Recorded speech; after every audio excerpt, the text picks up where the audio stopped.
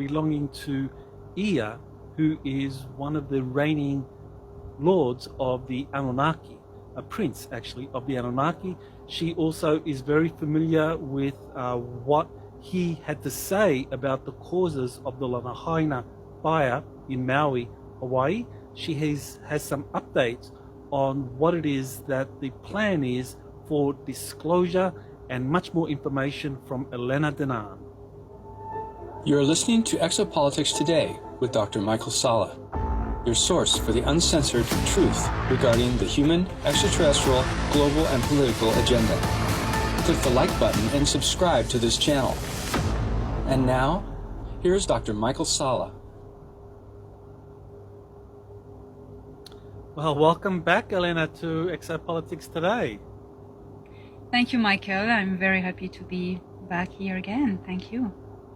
You're definitely one of my favorites in terms of interviewing and the information you have to share, which, I mean, I just want to remind people just what a privilege it is to be able to get an insight into the different extraterrestrial groups that are visiting us, that Elena, as well as a few others, Jean-Charles Moyen, JP, they are giving us real-time data, intel on what is happening right now around us, as opposed to things that happened 20, 30, 40 years ago. So it's really a privilege to be able to get that information. And you know, there is a sacrifice, and Elena, you definitely have a lot of pressure on you as the emissary.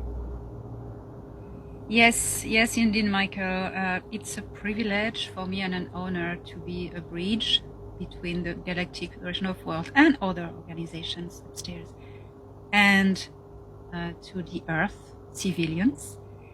It is not an easy task, it's not an easy job, but you know, when we take upon these works, these jobs, we know that we are able to.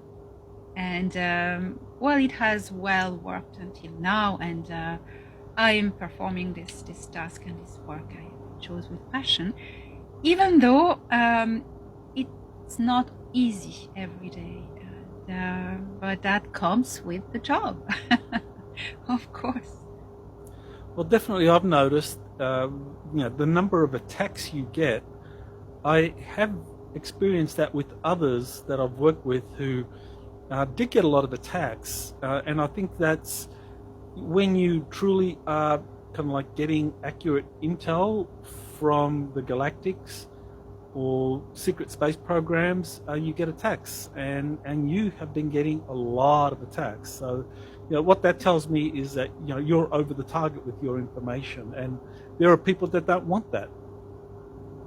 Yes, I understood that quite quickly, because I have corroboration, as all of us who are meant to play a role in disclosure, you know, and in these times. I have a long list of corroboration by official organizations, different organizations, and astronomical events, discoveries, you know, and it doesn't please those who do not want certain truth to get out, you know, and especially since I am exposing something even deeper than the ET disclosure, you know. It's all about the religious institutions that are working against the disclosure, the revelation of the truth, you know, and those ones have a lot of resources to intimidate those they don't want to speak, you know. The resources are incredible. It's wow. Yeah, it's really ironic when you think about it, that, I mean, when we look at the present state of UFO research, exopolitics research, you know, people want to talk about the flying saucers, the UFOs. I want to talk about how they look, how they behave, that a number have been retrieved, that have crashed, have been retrieved, being reverse engineered. And yet, when people like you come forward and say, well, the occupants have contacted me, that I'm in communications with them, they're taking me up on the craft, the scientific community or UFO researchers, you know, overwhelming response is like, nonsense, you liar, they're making it up. And it's just like, and it's like, well, don't you want to hear what's really going on now? I mean, rather than just speculating based on photos and evidence of crashed craft that occurred 30, 40, 50 years ago. I mean, don't you want to know what's happening right now? But it's like this frenzy of dismissal and ridicule against people like you who are actually having face-to-face, real-time interactions with extraterrestrials. Yes, because we are disturbing their secrecy, and they allow people in normal times to say, oh, I saw a UFO, oh yeah, great, report to this organization or this or other organization. But the people, genuine witnesses of UFO sighting, they don't know who are behind these organizations, and all these organizations are made for to suffocate disclosure. You know, we have had the best example was the Project Blue Book. You know, that was the best example, and that continues under other names.